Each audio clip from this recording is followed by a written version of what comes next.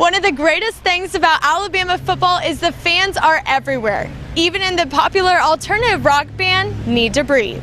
And it's good to be in the home of the best football team in America. You're born and raised in South Carolina. You're named after the legendary Alabama football coach, Paul Bear Bryant. Yeah.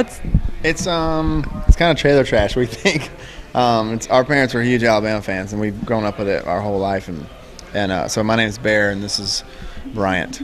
Growing up in South Carolina with all these Gamecock fans, I know SEC, there's a lot of competition there. Did y'all ever get a hard time from any of them? It's kind of wild because like we actually grew up really close to Clemson as well.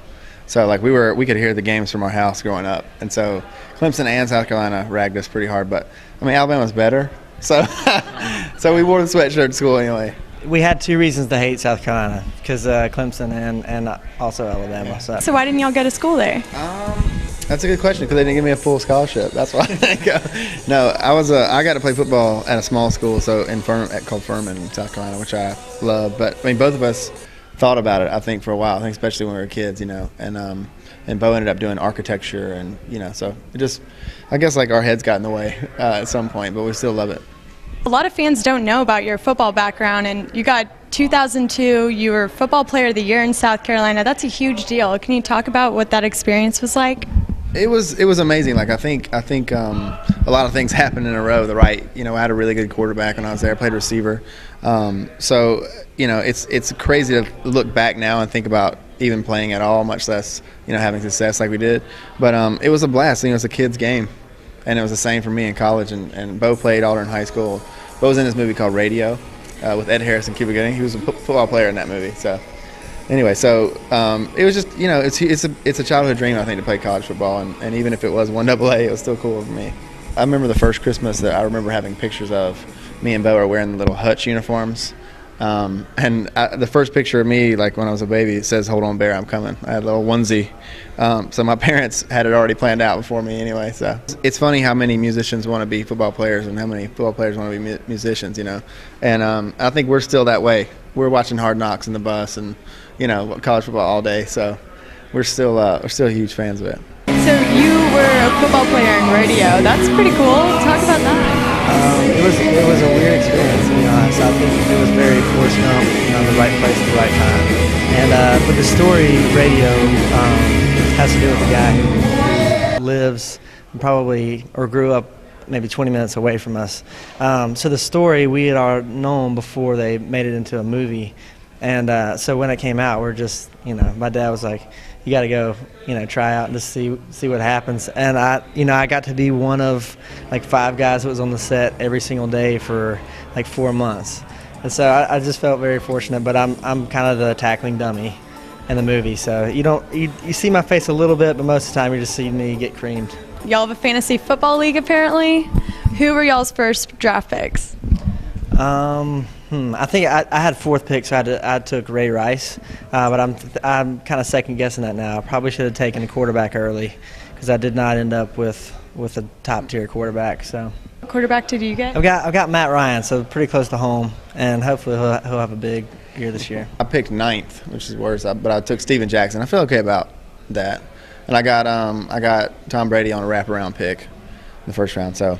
I'm all right. I think we're all pretty competitive about it. So, can y'all talk about your upcoming tour? You've got a big one coming up, Young and Far From Home. What are you most excited about? The venues we're playing is kind of crazy for us. If we could have said, 10 years ago, our favorite, like the number 1 venue we wanted to play, the Ryman Auditorium in Nashville, is the old Grand Ole Opry, and all the history, Johnny Cash and all this it's just crazy for us, and we're headlining that.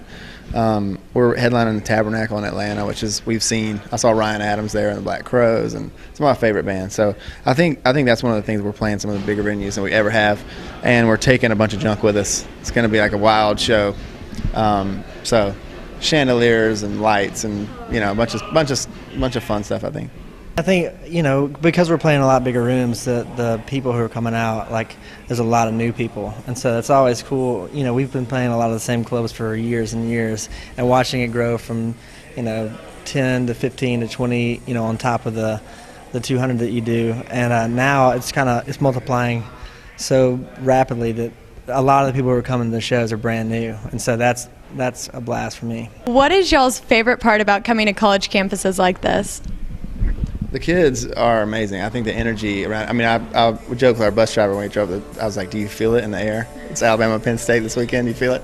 And but I just feel like there's so much. It's the way it should be. You know what I mean? The camaraderie people have and the kids have for the teams, and then when they come out to shows, I just feel that same kind of thing. Like they all are kind of together in a way. And sometimes you play a big city, it's like it can feel like there's a million different people from a million different places. And so tonight I feel like, if I give a Go Bama or something, it'll get a good crowd, reaction. I was talking over with the tour manager. I think we might come out to the Alabama fight song, "Yay Alabama." So we'll see how that works out. Yeah, there's a lot of students out there that want to be in you guys' place, and they want to have a musical career. What advice do you guys have for them? Mine would be, it's kind of cheesy, I think, but be yourself. The easiest thing to do, I think, when you first start is to try to be something that maybe is popular at the time, and we've always come back to the fact that, like, whatever you have important about yourself is the thing that people are going to enjoy, and staying true to that. And I think that's something that we've been able to do over the years. Like, we learned, the hard way, and I think it serves us well. I think the biggest thing is that there's a lot of people, once you get your foot in the door, there's a lot of people tell you the way they think it ought to be, and nothing great is going to come of that. We've always said if anything great is going to happen, it's going to be because we had the idea or we worked for it. And I believe that is true. We played 200 shows a year, and it's very difficult to, we learned a lot on our first record, and if you don't have music that you are really behind and that all four of the guys just really feel is sincere, then every night you go out and play it and you're like, is this just a performance, or is this something that I'm really about?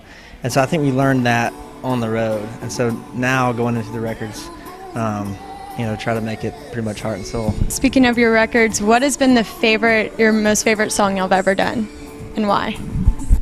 Right now, for me, "Washed by the Water" is a song I wrote about my dad, and I think it's cool because it's a song about a situation that happened to me, an individual, and I think it's a tribute to, like, how music can be when people can take it in a million different ways, and how many people react to it even though they didn't have the same situation I did. It's pretty cool. Do you mind me asking what the story is behind that, or? No. It's my dad was a preacher, and growing up, of course, in the South, I'm like 1 in 2 chance of that happening. But he got accused of some things that ended up not being true, and later on in life, I kind of looking back at that, just was really kind of blown away by how he dealt with the situation, and I'm just proud of him, really. And so that's what it's about. I know y'all also have something that's really close to heart, y'all's charity. What can the students out here and the fans, what can they do to help your charity? The website's palmettowmedical.org. It's PMI. I mean, basically, it's a lot of people that we know, which is why we feel good about it, and a bunch of doctors in South Carolina that take trips to Uganda, and essentially they're putting in clinics 4 times a year. They're building a hospital, and just trying to give basic medical care to those communities, and also teach them how to give it to themselves. And so it's a cool thing. palmettowmedical.org, if you get a chance to check it out. If you want to hear more of Bear and Bryant's music, you can find their most recent album, The Outsiders, on iTunes. For ESPNU Campus Connection, I'm Britton Lynn.